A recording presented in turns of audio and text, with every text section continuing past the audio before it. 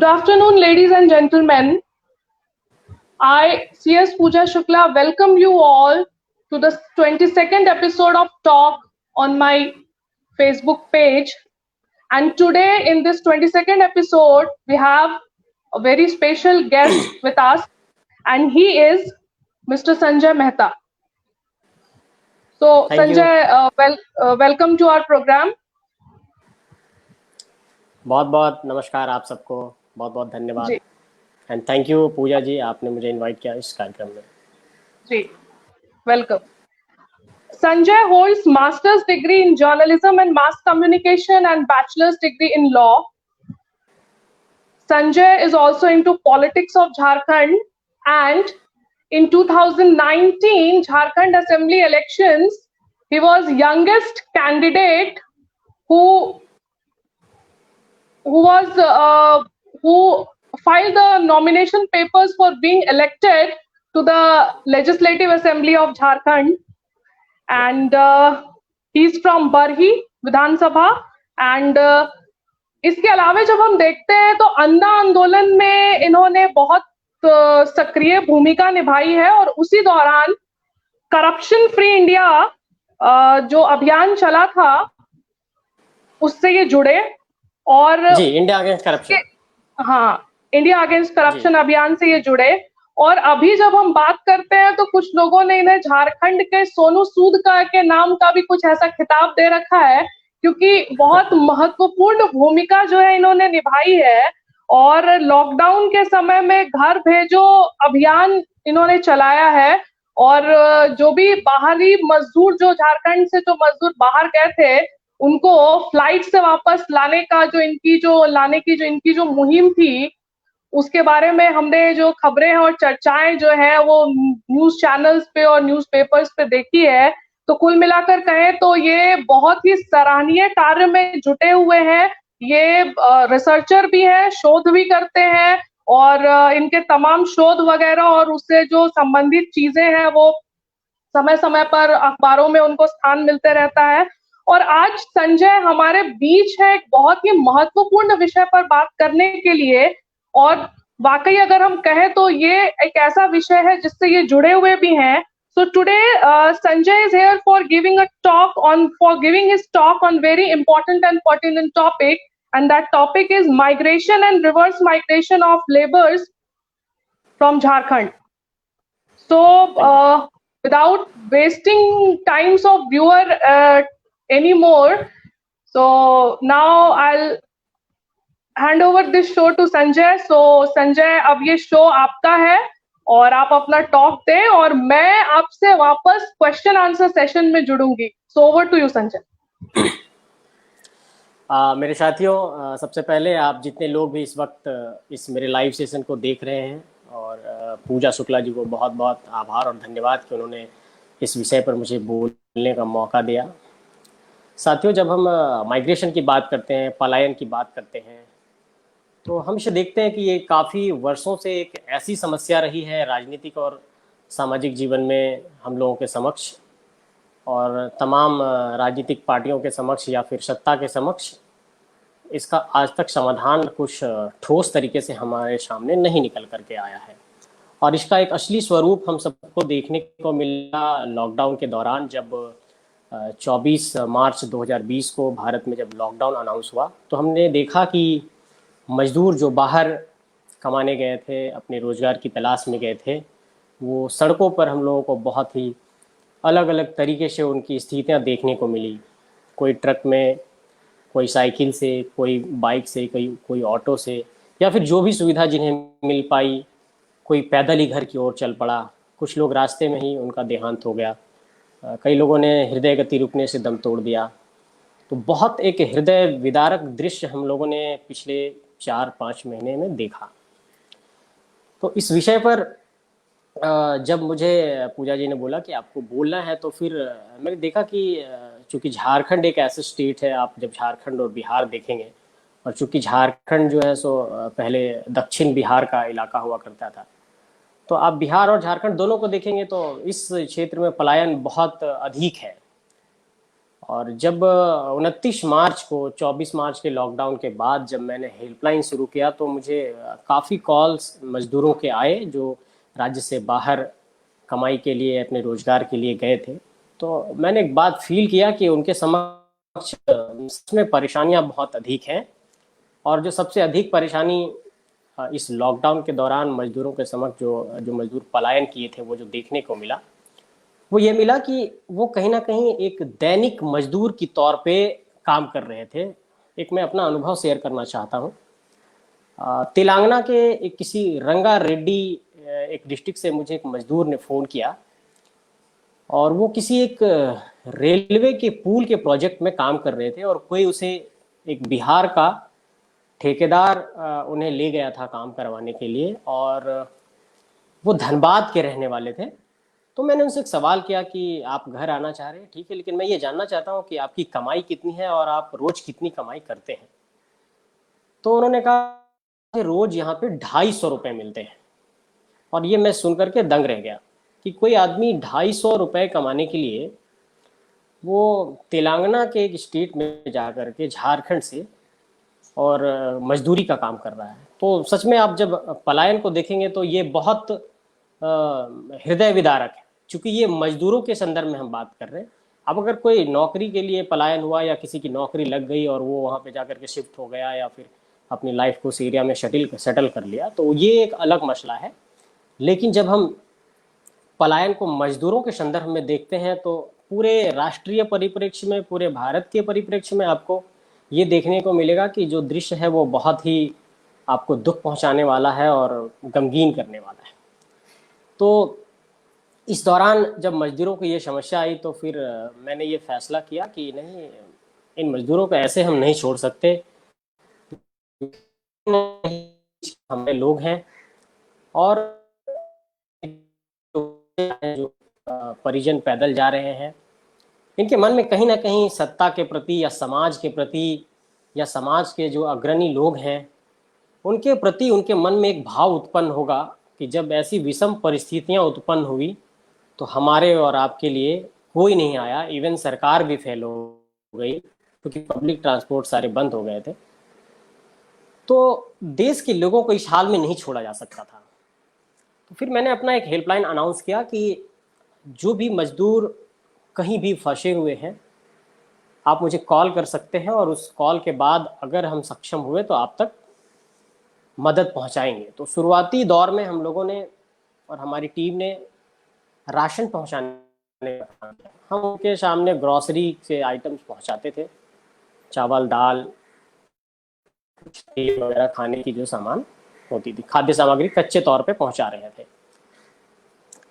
जब ये लॉकडाउन बढ़ता गया इस दौरान, तो फिर उन्हीं लोगों ने, मजदूरों ने कहा कि अब हम लोग घर जाना चाहते हैं, क्योंकि अब हम लोग जो यहाँ काम करते थे वो काम भी अब बिल्कुल बंद हो चुका है, और ना हमारे पास अब कोई काम है और ना ही अब हमें यहाँ पे रहने में अच्छा लग रहा है, क्योंकि अब स्थिति बहुत भयावह है। लोग कोविड-19 से भी डर चुके थे, तो वो लोग घर जाना चाहते थे। तो फिर कई लोगों ने उसमें आग्रह किया कि हम घर जाना चाहते हैं। अब चूंकि हेल्पलाइन में मेरे पास रिक्वेस्ट इतने अधिक थे घर आने वालों का, तो फिर मैंने सोचा कि मैं इतने लोगों को घर कैसे लाऊं। ट्रेन चल नहीं रही थी, श्रमिक ट्रेन की स्थिति बहुत अलग तरीके की थी, सब लोग उसमें आ नहीं पा रहे थे। तो फिर मैंने उसमें एक प्राथमिकता तय किया और लोगों से ईमानदारी पूर्वक पूछा कि अगर बहुत ज़रूरी है आपको, आप तभी बताएं कि घर आना है और तब हम आपको लाएंगे। तो फिर उसमें मैंने देखा कि कुछ लोग जैसे अगर कोई महिला प्रेग्नेंट है और उसके पति किसी कारण से छुट्टी में इधर घर आए थे। एक महिला प्रेग्नेंट थी और उसके पति कुछ दिनों के लिए घर आए थे, और उन्होंने सोचा कि फिर हम कुछ दिनों बाद वापस चले जाएंगे, लेकिन इसी दौरान लॉकडाउन लग गया और वो जा नहीं पाए। अब ऐसी परिस्थिति में उस महिला के सामने ये उत्पन्न हो गई समस्या कि अब हम घर कैसे पहुंचे।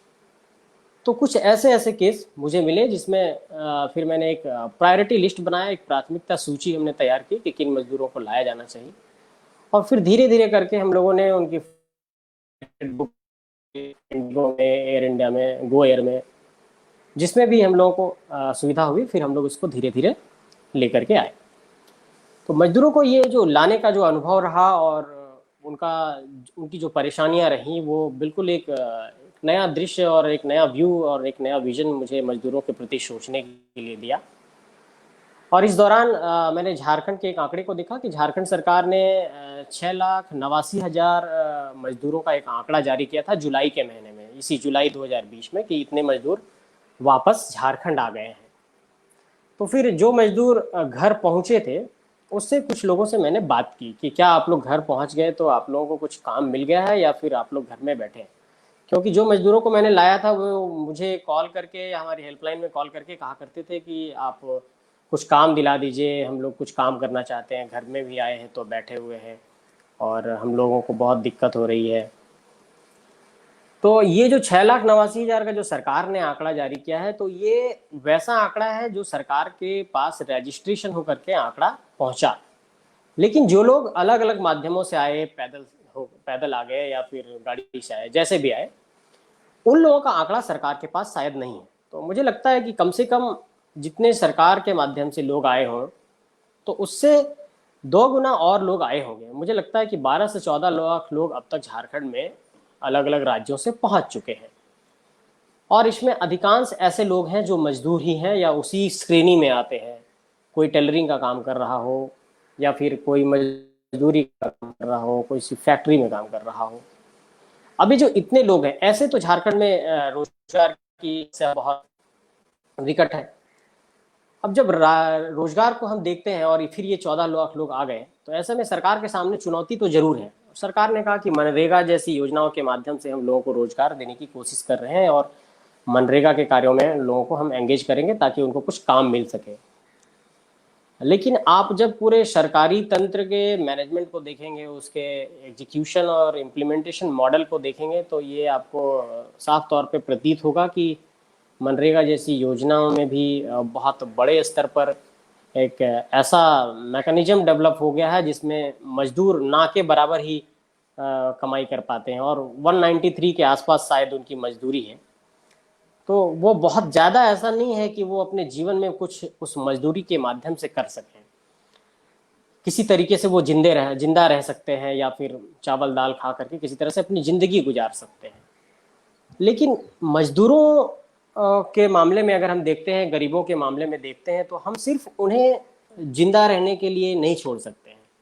उनके जीवन का विकास होना चाहिए, उनके लिविंग ऑफ स्टैंडर्ड का विकास होना चाहिए और उनके लाइफ में एक स्किल आनी चाहिए कि वो धीरे धीरे लाइफ स्किल को भी सीख सके और अपने जीवन के जो जीने का तरीका है उसको भी बदल सके और उनके आने वाली पीढ़ियों में भी कुछ ऐसा परिवर्तन आर्थिक स्थितियों में बदलने से हो सके।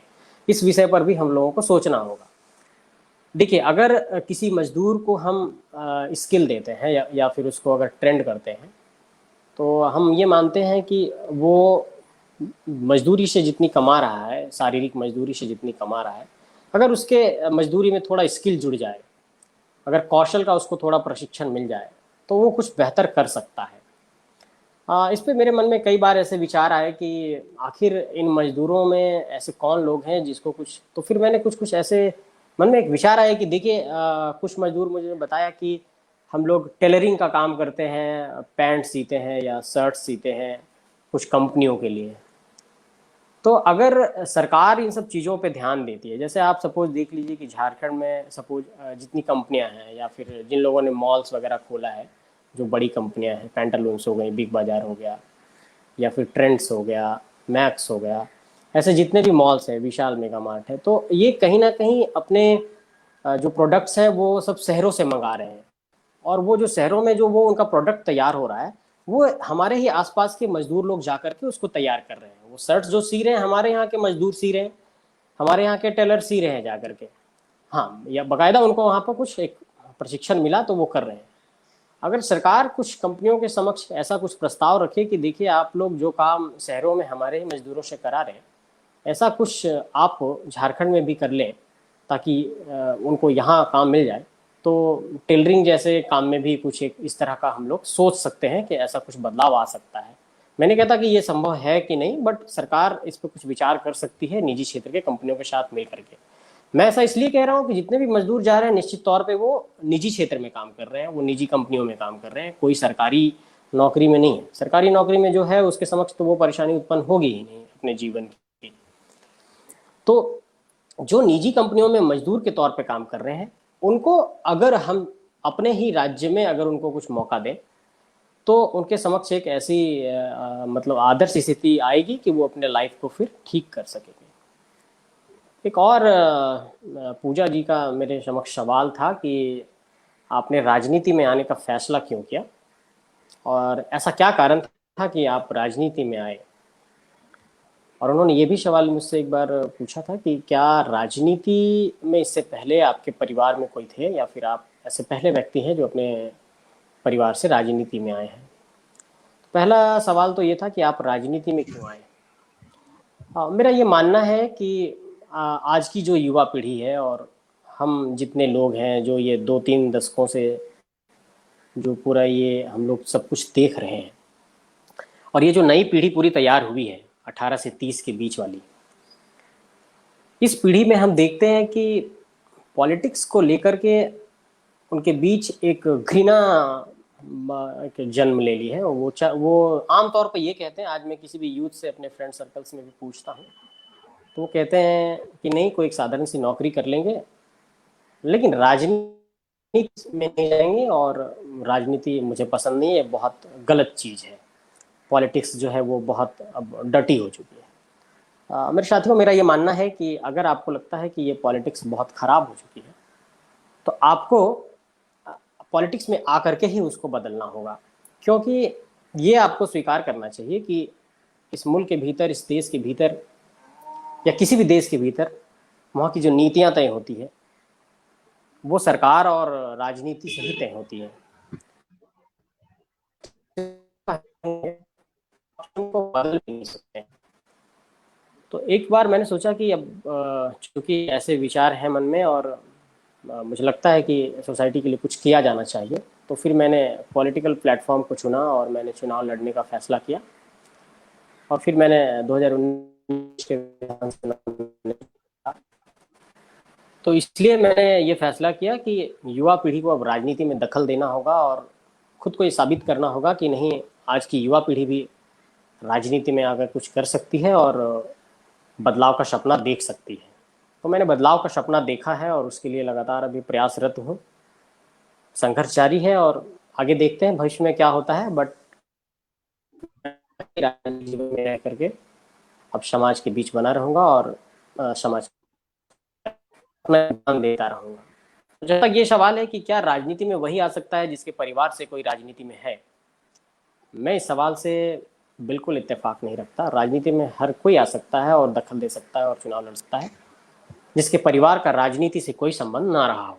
मेरे परिवार का पहले से कोई राजनीतिक संबंध नहीं रहा है। मेरे परिवार में दूर दूर तक कोई राजनीतिक रूप से नहीं रहे हैं, लेकिन मैंने ये फैसला किया। मैं जानता हूँ कि मेरे समक्ष चुनौतियाँ बहुत अधिक है और हम जैसे जितने भी लोग आज की दौर की राजनीति में हैं उनके समक्ष चुनौतियाँ हैं, लेकिन इन चुनौतियों को स्वीकार करना होगा और मुझे लगता है कि युवा पीढ़ी को इसमें आगे आकर के बदलाव का सपना देखना चाहिए। इसलिए अगर जो भी मुझे ये सुन पा रहे हैं, मेरे साथी जितने भी हैं, उन सबसे मेरी एक अपील है कि आप सब राजनीति में अगर रुचि रखते हैं तो आपको सक्रिय राजनीति में आना चाहिए, मुख्य धारा की राजनीति में आना चाहिए।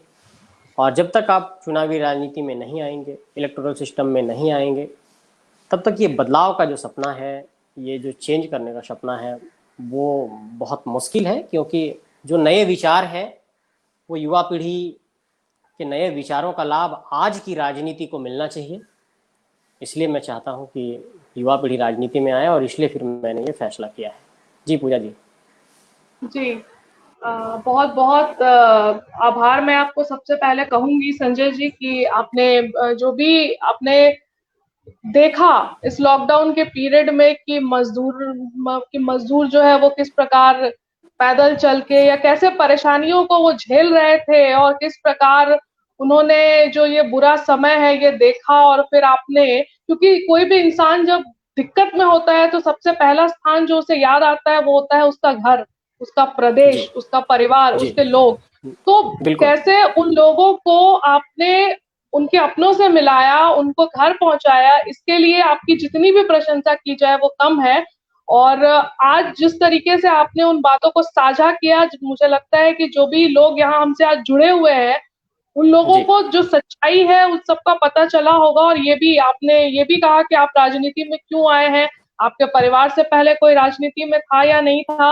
और बहुत आवश्यकता है आज के समय में युवा वर्ग को जागृत करने की, कि अगर आपको लगता है कि किसी जगह पे गंदगी है तो वहां जाइए और उसका सफाया कीजिए, ना कि उससे दूर रहिए जिससे कि उस गंदगी का बुरा प्रभाव पूरे समाज पर पड़े।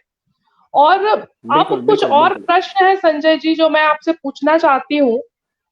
बिल्कुल बताएं। एक प्रश्न तो मैं आपसे ये पूछना चाहती हूँ कि आपके अनुसार झारखंड, जो कि रत्न गर्भा प्रदेश के नाम से जाना जाता है, और तमाम ऐसे मिनरल्स हैं जो इस स्टेट के पास हैं और भरपूर मात्रा में है, उसके बावजूद भी जब हम इंडस्ट्रियलाइजेशन या इंडस्ट्रियल ग्रोथ की बात करते हैं तो जो उसके जो रिजल्ट्स दिखते हैं वो बहुत ही निराशाजनक रिजल्ट्स दिखते हैं।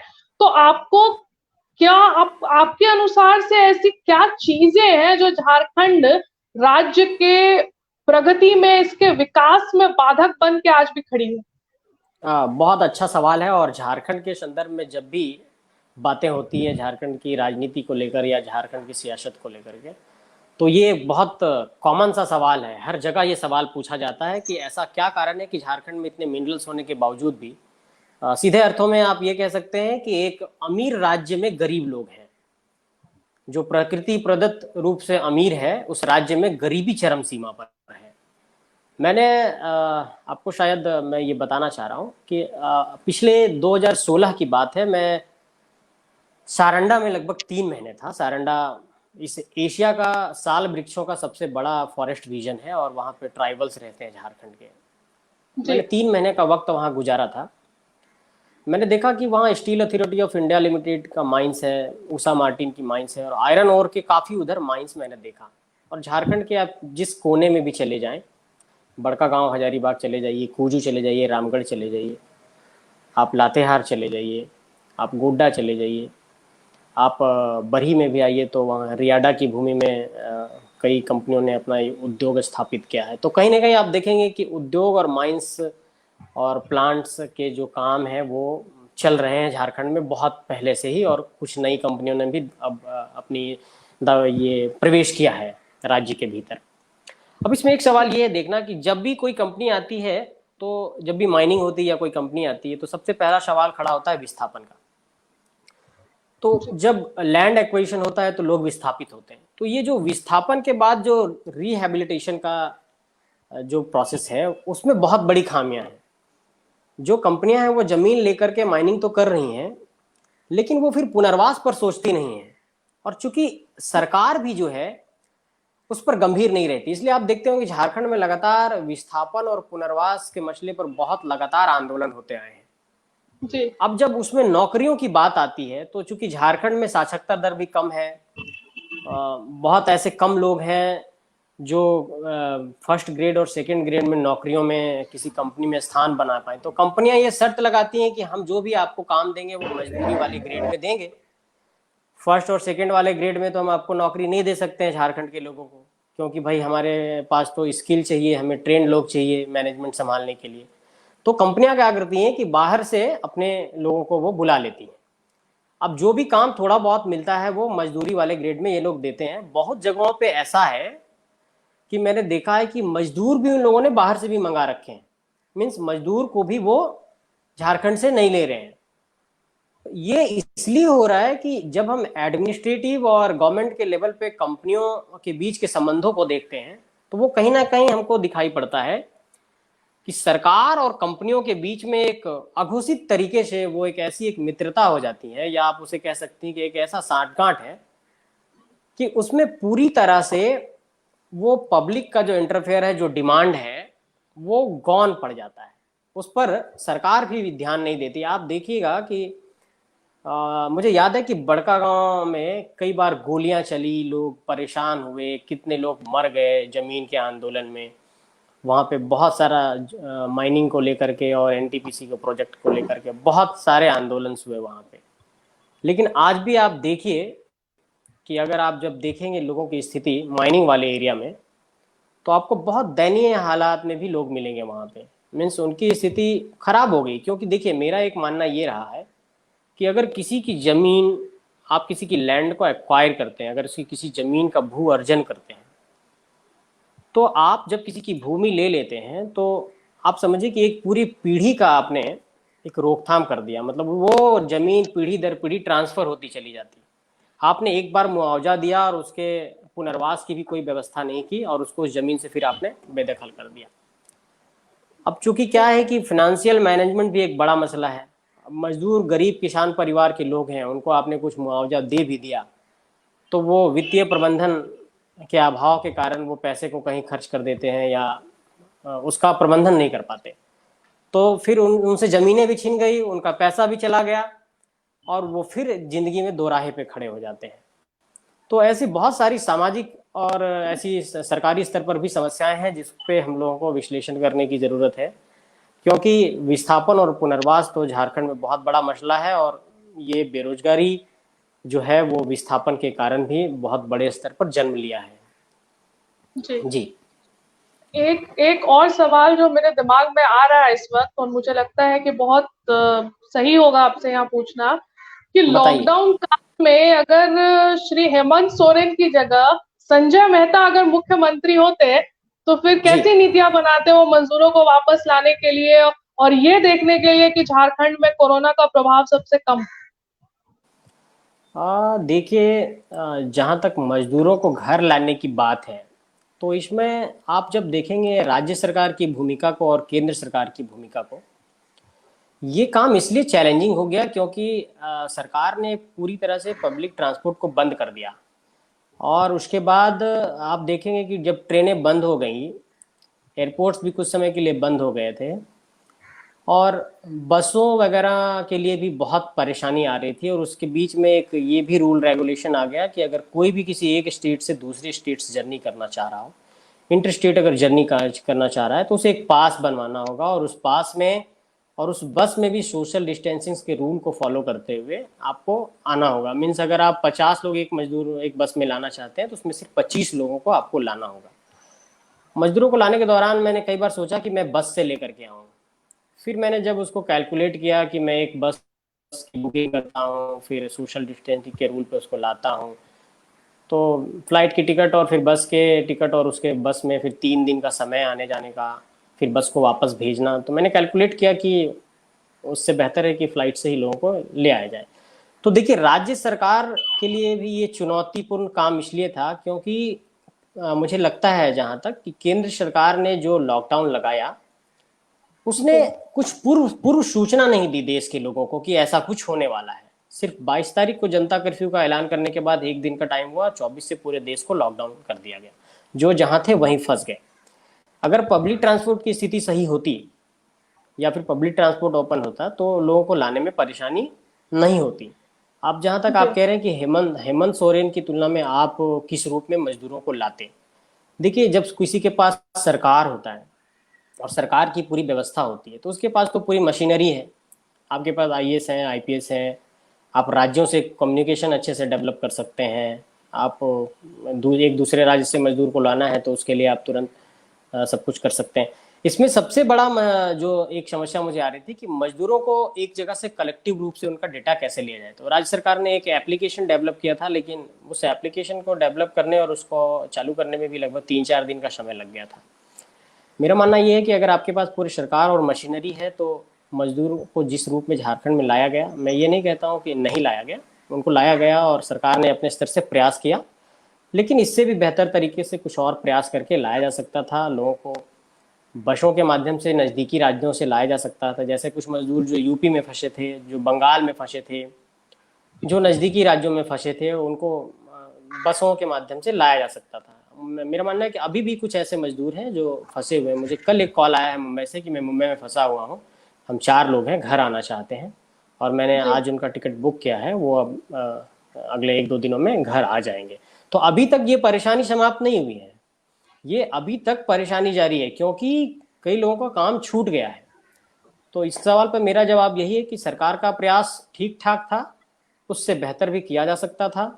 और अगर भविष्य में ऐसा कुछ मौका मिलता है या फिर मैं उस जगह पे होता तो कुछ और बेहतर कोशिश करता। लेकिन मैं सरकार की आलोचना नहीं कर रहा हूँ, सरकार ने अपने स्तर से प्रयास किया है, और ऐसे समय में किसी की आलोचना करना बेहतर नहीं है, मिलजुल करके काम करना चाहिए। इसलिए सरकार के साथ लोगों को साथ भी देना चाहिए। तो इसलिए मैंने भी एक तरह से सरकार के इस मिशन में अपना छोटा एक साथ दिया, एक भूमिका निभाई।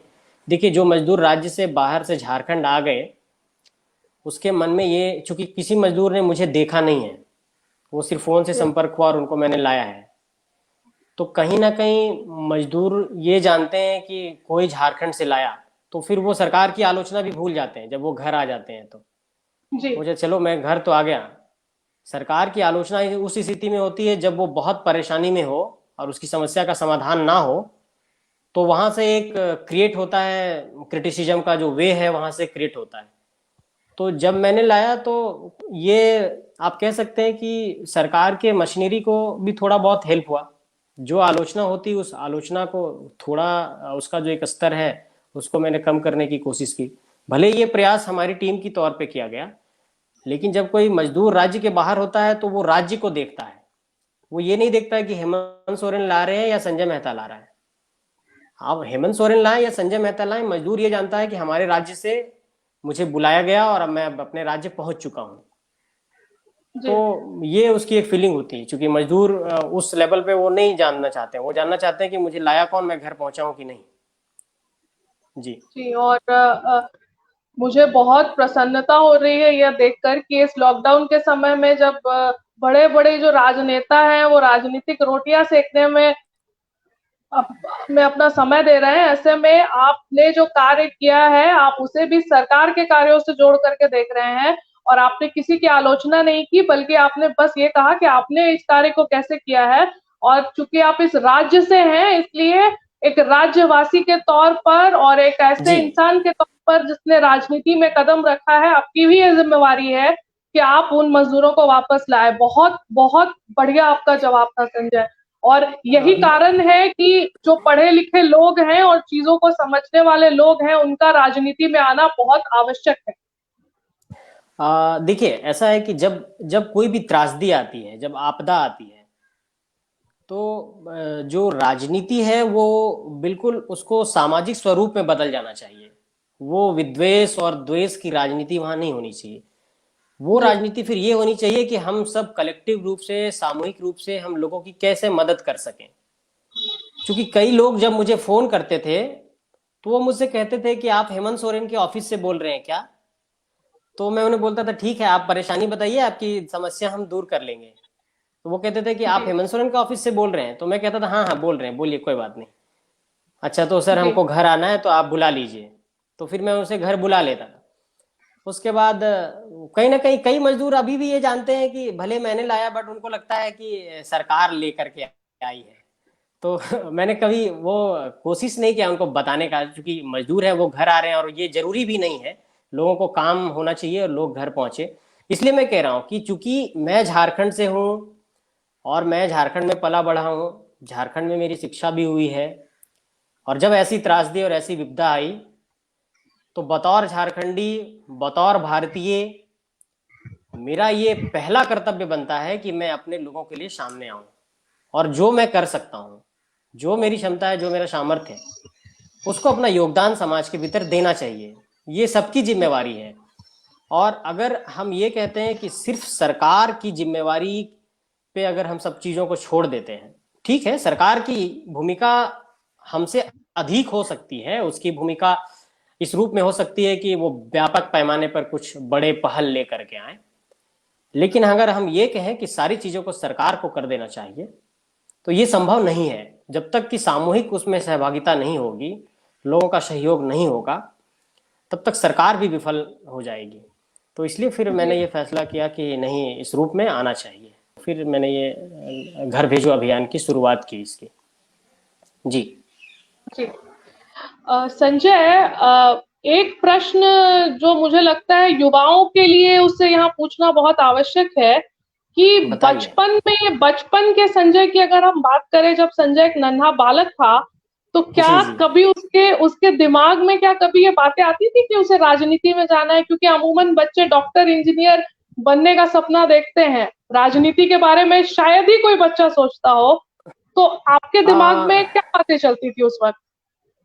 देखिए, बचपन की जहाँ तक बात है तो मुझे याद है कि मैं सरकारी स्कूलों में पढ़ा करता था। मैं प्राइवेट स्कूलों में मेरी शिक्षा नहीं हुई। तो बचपन में मेरे जो मित्र थे और जिन सरकारी विद्यालयों में पढ़ने जाता था, तो वहाँ पे हम देखते थे कि अलग अलग क्लास के अलग अलग तरीके के बच्चे आते थे। और एक बार मेरे स्कूल में शायद मेरे प्रिंसिपल ने कुछ गड़बड़ी की थी स्कूल के भीतर। तो हम लोगों ने एक लेटर लिखा था, लेटर टू एडिटर, जो अखबार का संपादकीय कॉलम में आता है, मैंने जी वहाँ जी लिखा था। जी। और ये शायद सातवीं आठवीं की बात है। तो उस वक्त मेरे जहन में इस तरह का कुछ सवाल आता था कि कैसे इन सब चीज़ों को ठीक करेंगे, कैसे होगा ठीक। उस वक्त मुझे ये समझ में नहीं आता था कि सब कैसे चीज़ें ठीक होंगी। तो बचपन में कहीं ना कहीं ये सवाल माइंड में नॉक तो जरूर करते थे, बट इसका समाधान क्या है वो पता नहीं था मुझे। लेकिन ये सवाल कौंधता था जरूर मन में। जब हालांकि चौथी पांचवी तक तो कुछ समझ में नहीं आता था, बट जब छठी सातवीं में गया, आठवीं में गया, तो कुछ समझ में आने लगा कि नहीं, कुछ है चीज़ें जो सुधार करने की ज़रूरत है।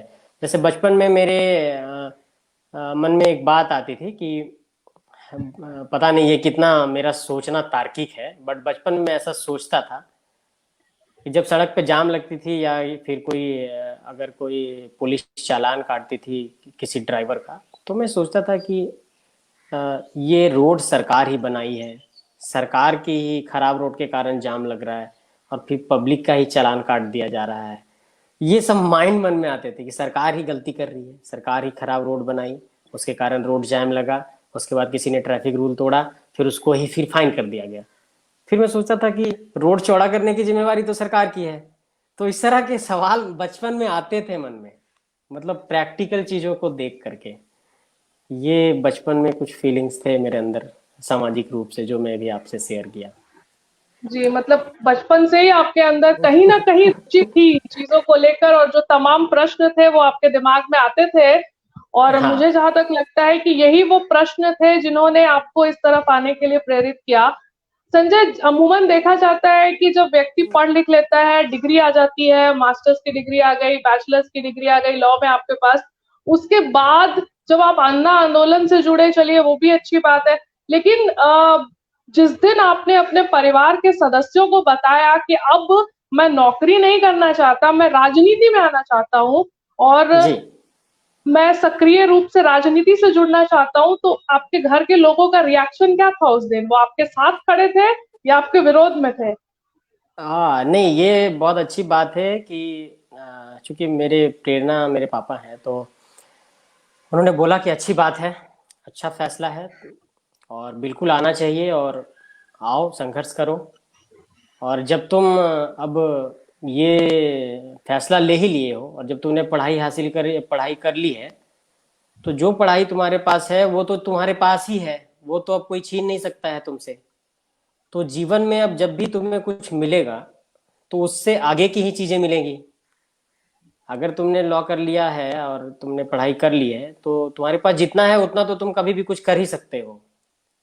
लेकिन अगर तुम संघर्ष का रास्ता चुनना चाह रहे हो, तो इसका मतलब है कि तुमको इससे जो अभी है उससे कुछ बेहतर तुमको जीवन में मिलेगा, या तुम कुछ बेहतर कर पाओगे।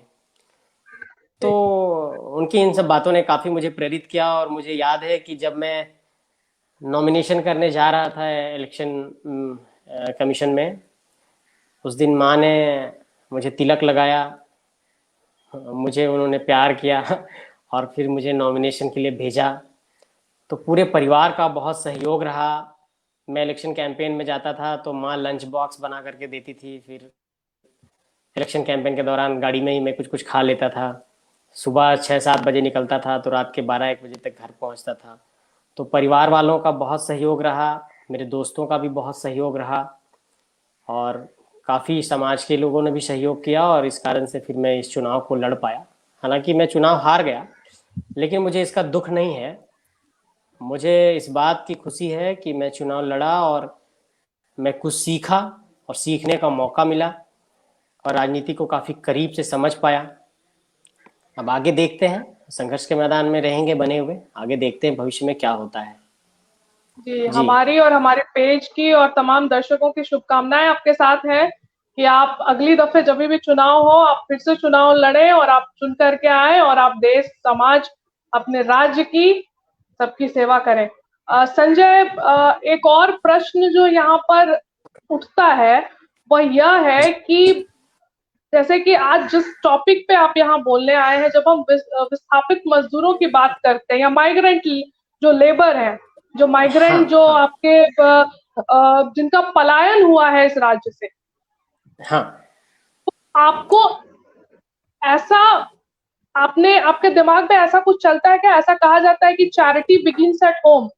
तो यूं तो जी आपको पूरे राज्य के बारे में, पूरे देश के बारे में सोचने की आवश्यकता होती है, क्योंकि जी जी आप राजनीति में हैं और आप एक सजग नागरिक हैं देश के।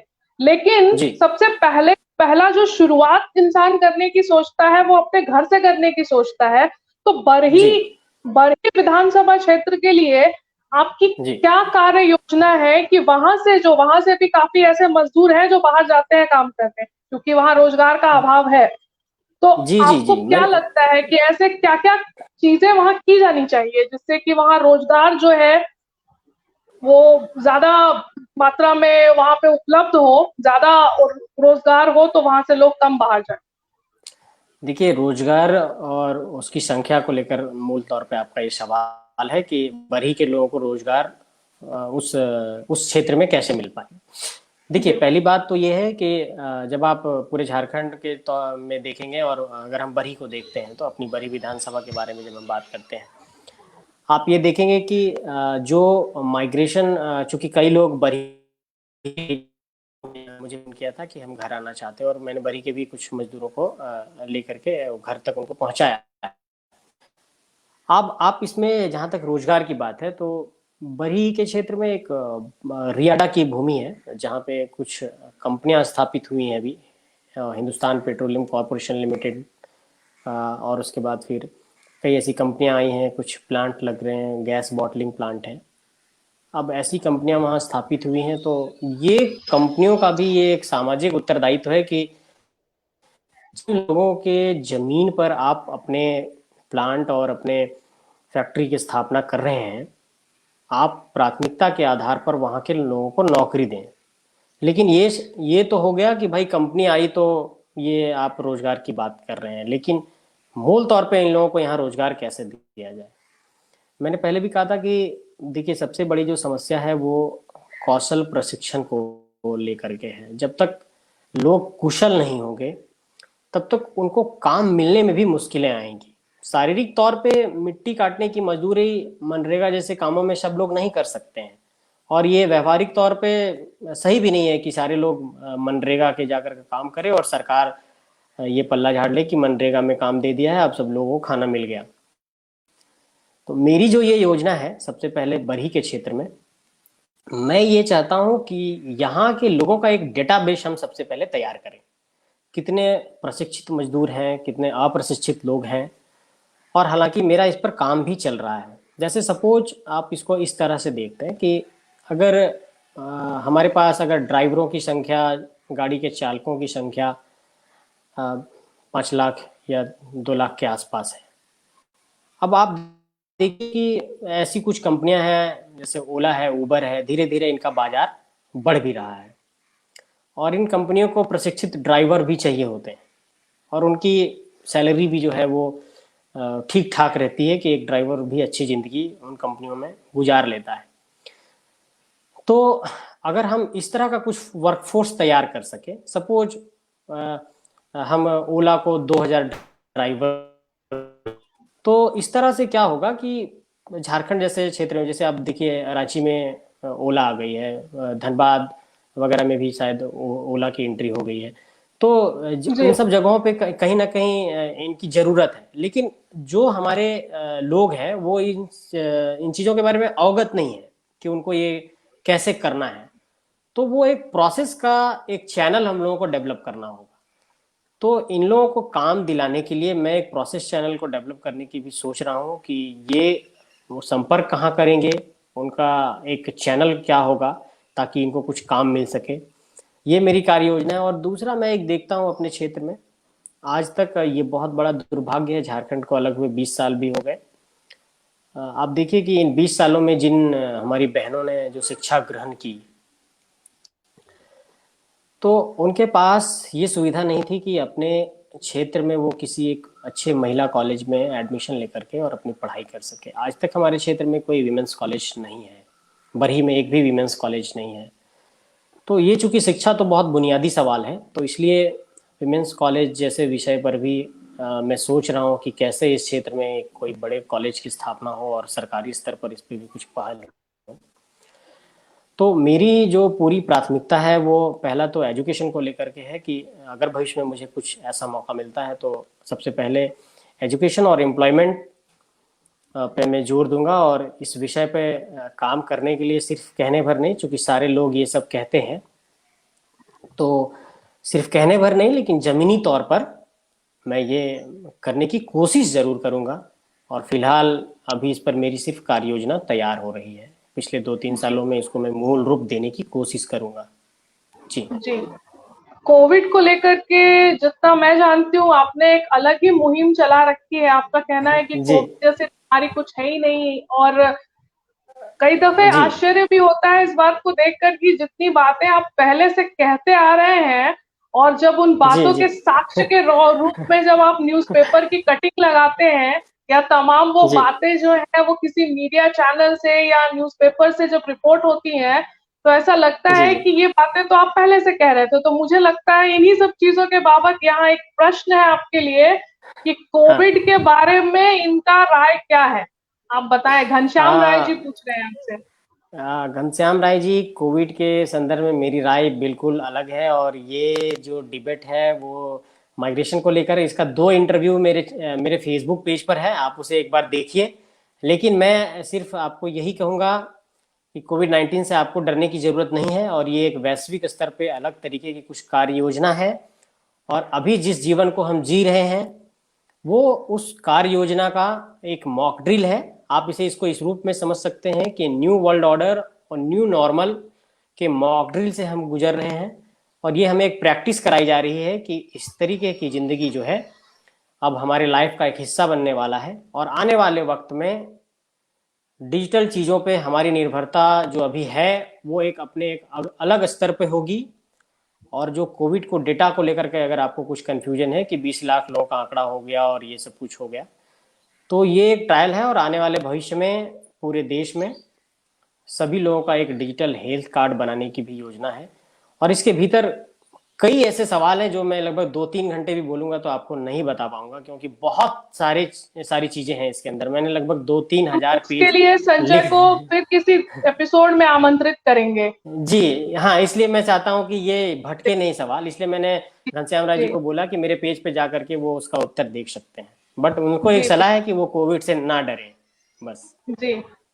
जी और एक एक और प्रश्न जो यहाँ पर उठता है संजय की, 2015 नवंबर 2000 को जब झारखंड का राज्य जो है बिहार जी से कटकर ये अस्तित्व में आया, उसके बाद हाँ जितनी भी बड़ी रूलिंग पार्टियां हैं या यहाँ की जो क्षेत्रीय पार्टियां जिन्हें हम कहते हैं, उनमें जी से जी सब सबने जो है जो इस राज्य का जो मुख्यमंत्री का पद जो है उनके नुमाइंदों ने संभाला है। तो मैं बिल्कुल। अब आपसे ये पूछना चाहती हूँ कि झारखंड गठन के बाद सरकारें कितनी सफल हो पाई हैं पलायन को रोकने में, या मजदूरों से संबंधित जो समस्याएं हैं उनका हाँ समाधान देने में या समाधान ढूंढने में, आपको क्या लगता है। देखिए, तमाम सरकारों ने झारखंड के भीतर अपनी असफलता को लेकर के सबसे जो एक जवाब दिया है जनता के बीच में आमतौर पे कि राजनीतिक तौर पे अस्थायी तो नहीं था, पॉलिटिकल स्टेबिलिटी इस राज्य के भीतर नहीं थी। जो जी रघुवर दास जी की सरकार थी तो उस सरकार ने अपना कार्यकाल पूरा किया, उसके पहले कि जितने भी सरकार आप देखेंगे तो वो बिल्कुल पॉलिटिकली स्टेबल नहीं थी, बहुत स्थायित्व का अभाव था, और इस कारण से झारखंड में हॉर्स ट्रेडिंग और खरीद फरोख्त की राजनीति, और उसके बाद फिर ये ऐसी चीजें हुई जो बहुत छवि भी झारखंड का खराब हुआ, या फिर राज्यसभा चुनाव में जो स्थितियां रही झारखंड के भीतर में। मेरा कहना यह है कि तमाम दलों को मौका मिला, चाहे वो झारखंड मुक्ति मोर्चा हो या भी उनकी सरकार है, भारतीय जनता जी पार्टी की सरकार रही, भारतीय जनता पार्टी के साथ उनके सहयोगी दल भी रहे, एनडीए के जो भी दल थे। और मैं ये देखता हूँ कि मुझे लगता है कि जब राज्य अलग हुआ तो ये यहाँ के राजनीतिज्ञों को बिल्कुल ये क्लियर समझना चाहिए था कि इस राज्य की जो सामाजिक और आर्थिक स्थितियां हैं वो अलग हैं, और इस राजनीतिक और सामाजिक स्थितियों के अनुरूप यहाँ का जो विकास मॉडल है वो अलग होना चाहिए। लेकिन हुआ ये कि केंद्र सरकार और केंद्र सरकार की ऐसी जो भी संस्थाएं हैं, सीसीएल्स वगैरह, जो महारत्न कंपनियां हैं, जो पब्लिक सर्विस यूनिट्स की कंपनियां हैं, उन लोगों ने मिनरल्स तो यहाँ से निकाला, और सरकार सिर्फ इस माइनिंग के खेल में उनकी सहयोगी बन करके रह गई। और जो मौजूद सवाल था, गरीबों का जो सवाल था, जो यहाँ के निवासियों का और यहाँ के जो आदिवासियों का जो सवाल था, वो गौन हो गया। और इसलिए हम देखते हैं कि 20 सालों के बावजूद भी लोग कहते हैं कि अब झारखंड राज्य जो है सो 18 के बाद हर लोग युवा हो जाते हैं, झारखंड भी अब युवा हो गया है, अपने 20वें साल में प्रवेश कर गया है, अब झारखंड में कुछ बेहतर होगा।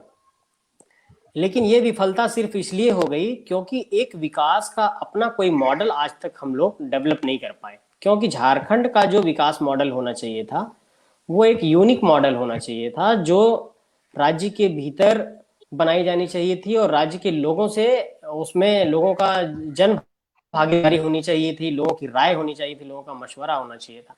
आप देखिए, मैं ये मानता हूं कि झारखंड के भीतर कई ऐसे लोग हैं जो पॉलिटिकल रूप से जिंदगी में मतलब नहीं है, वो अपनी बिजनेस में बिजी है, या रिसर्च में है, या एजुकेशन के फील्ड में है, बट वैसे कई लोग हैं जो इस राज्य को बहुत कुछ दे सकते हैं। मेरा मानना है कि किसी भी सरकार में एक ऐसा एक ट्रेडिशन शुरू होना चाहिए, ऐसी एक परंपरा शुरू होनी चाहिए कि जो भी राज्य के भीतर जो अच्छे माइंड्स हैं उसको सरकार सर्च करे, और उसकी एक एडवाइजरी पैनल गठित हो, और अलग अलग समुदाय, अलग अलग वर्ग समूह से लोगों की राय ले, और उन राय के आधार पे अब भी ये मौका है कि एक नया मॉडल हम लोग डेवलप करें। जैसे आप देखेंगे कि सपोज मैं आपको एक झारखंड के किसी एक आदिवासी रीजन की बात बताता हूँ, जहाँ पे लोग हो बोलते हो, या मुंडारी बोलते हो, या कुरमाली बोलते हो। अब वहाँ के बच्चे को हम आंगनबाड़ी में शिक्षा दे रहे हैं, ठीक है।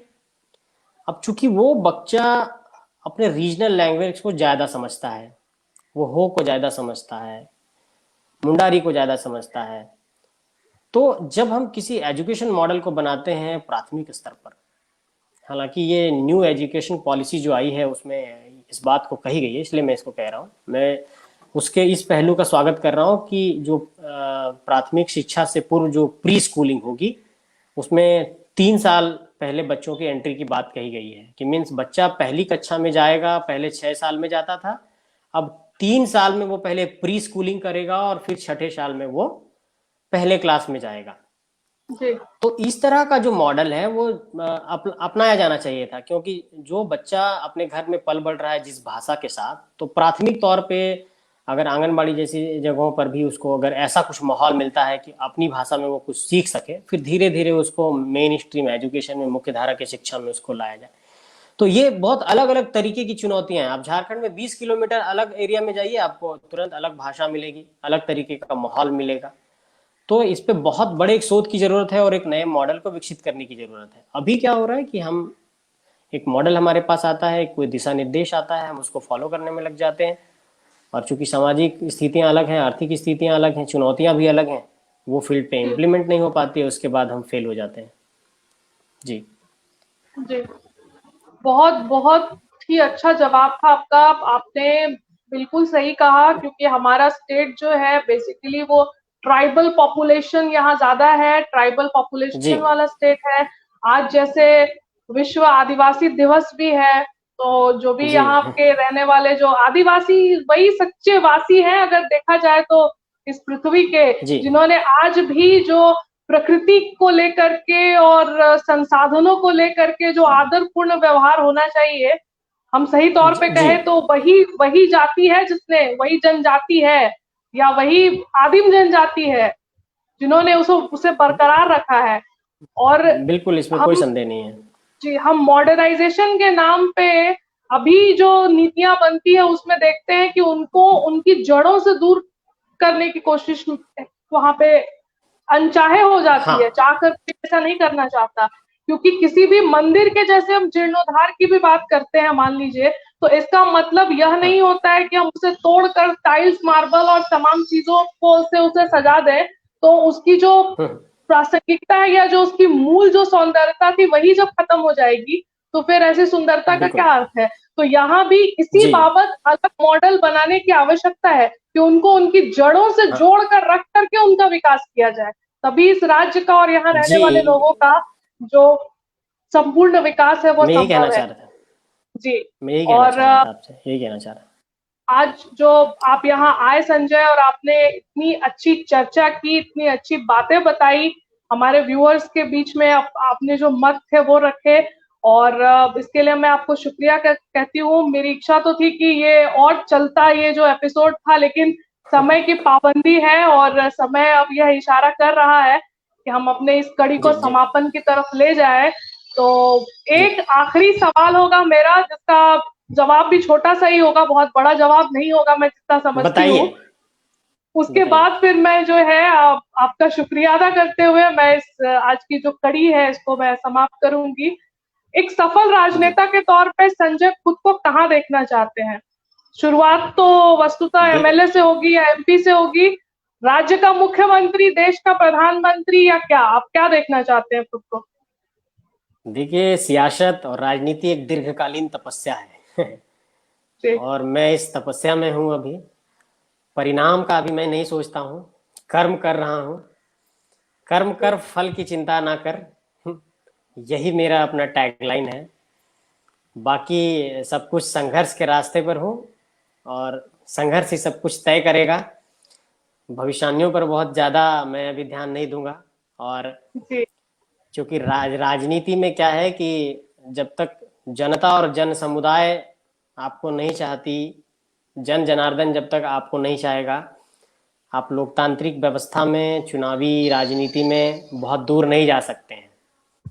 जी इसलिए संघर्ष के बावजूद भी ये बहुत मायने रखता है कि आपने जनता के दिलों में कितना जगह बनाया है। तो जी बस फिलहाल अभी मैं कर्म के रास्ते पर हूँ, और अभी मेहनत करूंगा, संघर्ष करूंगा, और हो सकता है कि जी इसका जवाब आने वाले वक्त में समय दे।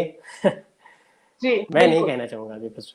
जी जी जी जी। जी बहुत बहुत तो ये बहुत बहुत धन्यवाद। जी मैं कह रहा हूँ, ये समय के गर्भ में है। जी समय के गर्भ में इसको छोड़ते हैं, जी और फिर कभी ऐसा कोई मौका आया तो उस वक्त फिर हम लोग मिलेंगे, तो चर्चा होगी, बात होगी। आपको बहुत बहुत धन्यवाद। आपने जो ये पहल की है लोगों को चर्चा पे बुलाने के लिए और इस तरह की बातचीत के लिए, मेरे ख्याल से ये बहुत एक अच्छी पहल है। और चूंकि ये आपका व्यक्तिगत प्रयास है, इसलिए भी बहुत सराहनीय है। क्योंकि अपने व्यक्तिगत जीवन में इतना समय निकालना, लोगों को इनवाइट करना, और खासकर ये बहुत अच्छा लगा मुझे कि आप इतनी टेक फ्रेंडली हैं।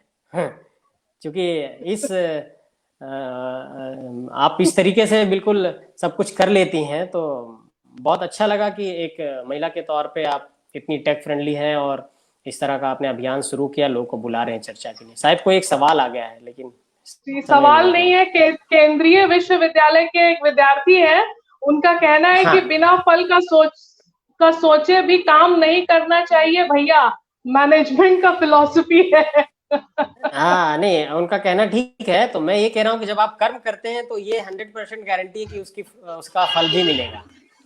जी हाँ, लेकिन ये वस्तुतः डिपेंड वो करता भी है यही कि, बात है। हाँ, लेकिन ये बताता है कि कर्म के प्रति आपका समर्पण कितना है, डेडिकेशन कितना जी है आपको अपने वर्क के प्रति, वो ये तय करेगा। जी तो तो देखते हैं संजय, आगे क्या होता है।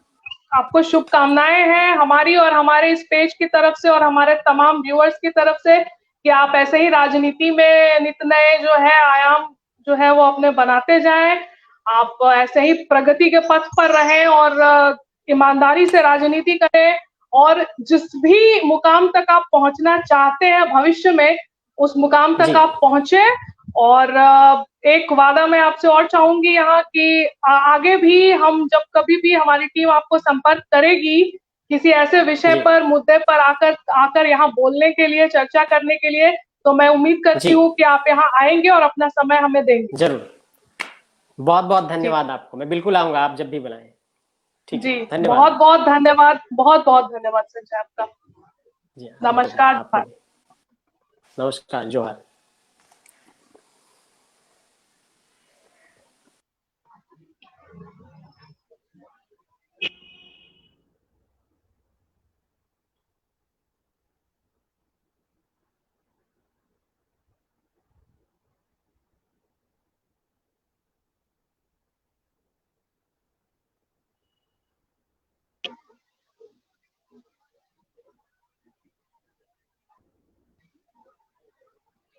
दोस्तों, 22वें एपिसोड में हमारे साथ आज मुखातिब थे संजय मेहता जी, और बड़ी सार्थक चर्चा की उन्होंने, और अपने जो उनके जो विचार थे इस टॉपिक को लेकर के, उसे बहुत ही सहजता से उन्होंने हम सबके समक्ष रखा।